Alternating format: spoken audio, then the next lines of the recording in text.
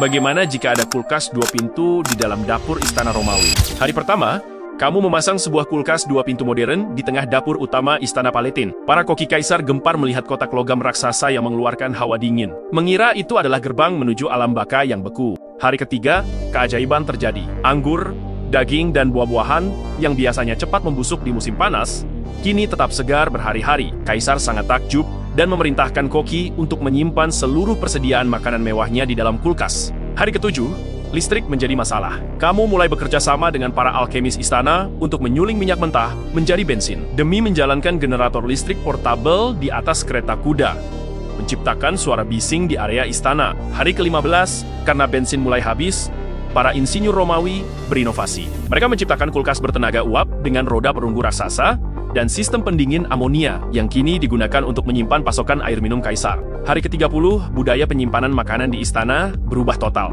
Makanan segar tak lagi dianggap mewah karena bisa dinikmati kapan saja. Dari satu kotak logam pendingin, standar sanitasi dan kuliner istana kuno Roma berevolusi 1000 tahun lebih awal.